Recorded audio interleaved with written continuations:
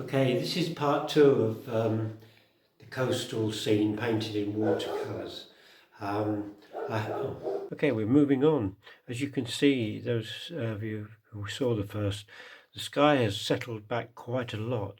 When we put the paint on, it looked really strong, but it isn't anymore. So it just proves that you can actually kind of overdo it with the skies to start with, and they will settle back. The colour will probably lose about a third of its power. Okay, so we're moving on.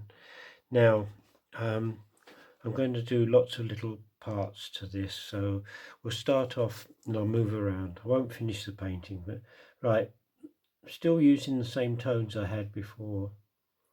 This orangey colour with a tiny bit of blue into it to tone it down.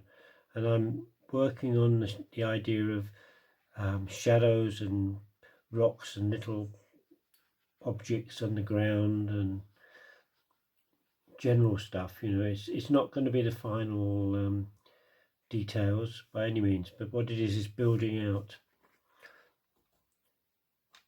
and we'll get some shadow underneath this rock area here. This is blue with a bit of purple in it. I'm not going too far from the colours that I used in the sky. The whole painting needs to have a kind of a uniformity to it. So I'm going to put that in. Again, it's been put in quite strongly, but it will fade. And this is something you have to get used to actually when you're painting. So we're going to come under this boat and spread out. I always like to think what I'm painting when I'm painting it. So in other words, when I'm painting the clouds, I just imagine clouds. When I'm painting rocks, I imagine rocks. That sounds a bit silly, but it actually does help. So we're going to come down here, and this is, I want this in quite strong shadow because it's like the corner of the painting and it leads your eye into the rest of it. If the corners are dark, it also helps with not having to put much in them other than the shadows. So we'll pop that in there. I'm still being very rough and ready with the whole thing. Going back under this boat with some even darker tone. Okay, let's look at this water now. What you can do is wet, make sure you get this line nice and horizontal to your painting. You can wet the paper, but don't wet all of it. Just leave some areas that are dry. Get your colour blue that you're going to use, put it in. This painting is still on a slope, so everything runs down.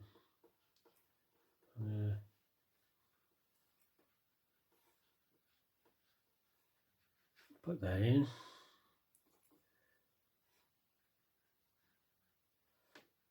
It goes off over here.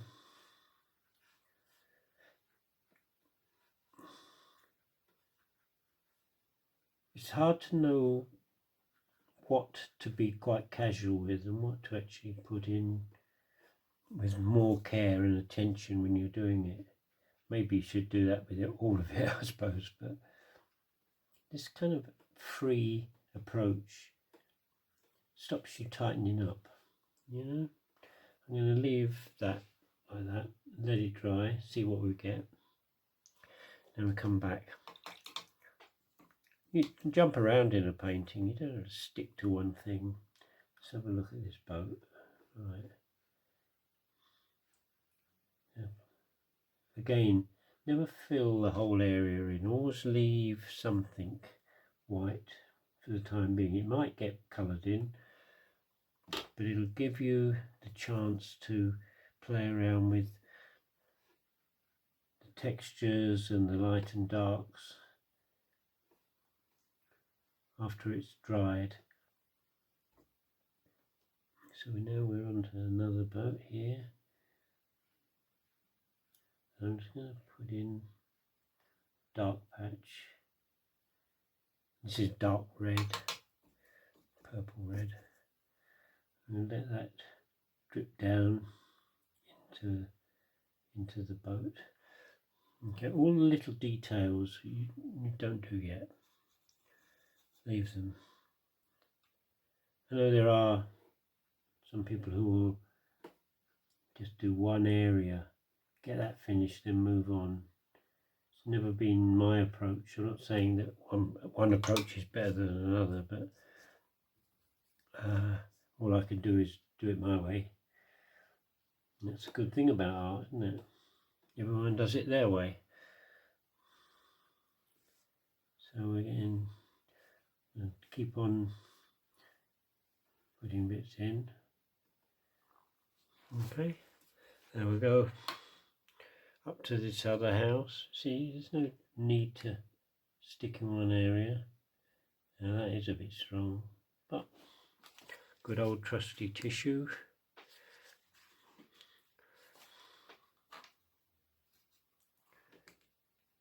And I might actually even leave it quite strong for now. We've got the roof, don't have that dead straight. I've left a little white line there because that's going to be the mast of one of the boats. Quick dot. We might as well do the other side. There's another building at the back here.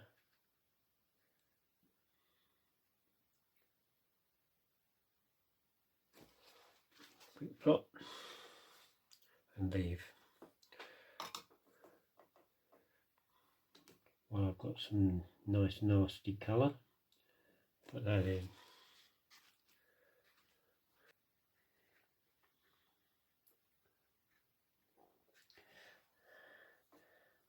Some people leave a lot of these little white areas and they never fill them in with their paintings.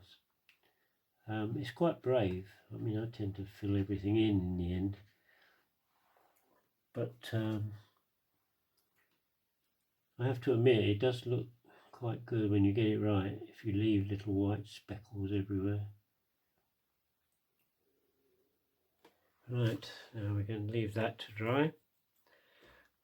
Let's have a look, what have we got? Let's just come down here.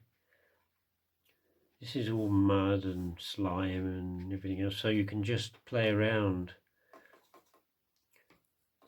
putting this in with marks. Again, think mud and slime, and surprisingly it'll start to look like mud and slime or clouds or whatever it is you're doing. Okay. Now we've got the water here. This water's like, it's not actually come from the sea as much as it's probably run in from somewhere else. So I'm just going to wet it. We're doing a small mini sky kind of thing, really. Put the blue at the top edge of it, let it come down, make it a bit stronger. And what we've learned from doing the sky is that you can make it quite strong, too much in a way, but it will, if you let it run like that, you get the feeling of a surface of water. It's just one of those tricks of the eye, if you like. See what else we can do while we're at it. Right, over here we've got the side of this building. Again, we'll put in a colour, change the colour, drop in another colour, change the colour, make it darker, come in again and paint that in. leave that for a bit. Give it a blot. Sort of blot. Okay. As you can see, we're starting to get quite a lot done here. So this is the end of the boat.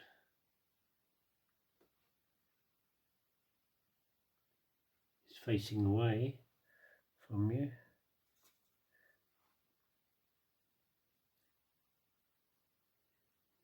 Paint in, drop in some dark colour. Give it a quick blot.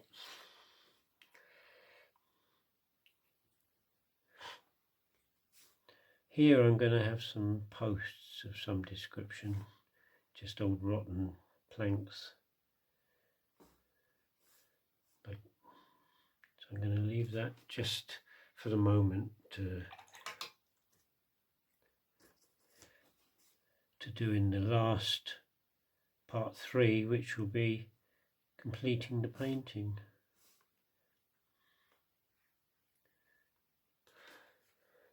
My last video was how to paint a picture in 10 minutes, which was rather stupid of me. It was done on a bet, which I kind of regretted, but never mind. This is more how I work most of the time with watercolours anyway.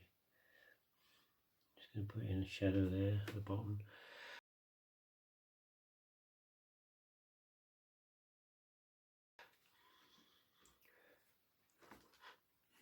If you have time, please look at some of my other videos. There's a whole lot of different things. It's not just watercolours.